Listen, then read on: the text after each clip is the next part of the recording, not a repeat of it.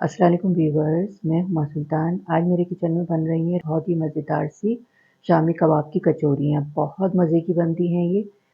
तो चलें इसको बनाना स्टार्ट करते हैं। बिस्मिल्लाहिर्रहमानिर्रहीम। 3.5 कप मैंने ये मैदा लिया है, तो ये हाफ के जी बनता है तकरीबन। 2 टीस्पून नमक शामिल करूँगी इसमें, फैला के डालेंगे इस तरह से।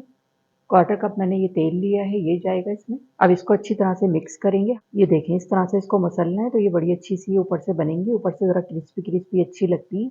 नॉर्मल पानी लिया है मैंने। अब इसमें थोड़ा-थोड़ा पानी डाल के इसकी डो बनाएँगे। डो ऐसी रखनी है, बहुत ज़्यादा नरम भी नहीं होनी चाहिए और बहुत ज़्यादा टाइट भी नहीं होनी चाहिए। डो को मैंने गूँध लिया है 8 से 10 मिनट। ये देखें डो कितनी अच्छी सी बनी है इसकी, ये देखें कितनी स्मूथ हो गई है बिल्कुल। ये देखिए नॉर्मल डो है, बहुत ज़्यादा हार्ड भी नहीं है और बहुत ज़्यादा सॉफ्ट भी नहीं है। ऊपर से इसको ऑयल लगा देंगे ताकि ये ड्राई ना हो। कचौरियों की डो बना के आधे घंटे के लिए मैंने रेस्ट पे रखा था। चलिए अब मैं इसको बनाना स्टार्ट करती हूँ। अब इसके मैं पेड़े तैयार करूँगी। ये देखिए इस तरह से मैं तैयार कर लूँगी सारे पेड़े, फिर मैं आपको दिखाती हूँ। ये बीफ के रेशेदार शामी कबाब हैं। एक शामी कबाब में 4 से 5 कचौरियाँ बन जाती हैं आराम से। एक पेड़ा लेंगे और इसको इस तरह से पतला करेंगे, पहले कटोरी सी बना लेंगे इसकी। ये स्टफिंग रखेंगे शामी कबाब की। अब ये दोनों सिरों को इस तरह से मिला देंगे। ये पूरा ऊपर आ गया। हाथ पे रख के इसको इस तरह से घुमाएंगे तो ये अच्छी तरह से देखिए सील हो रहा है।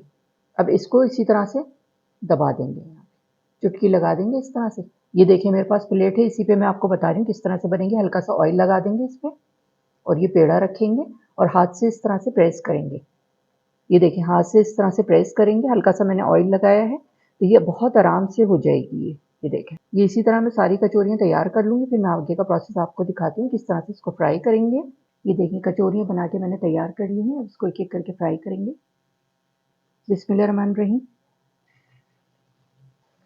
सेट होने के बाद ये ऊपर आ जाएगी, तो फिर मैं इसको पलट-पलट के कलर दूँगी अच्छा सा।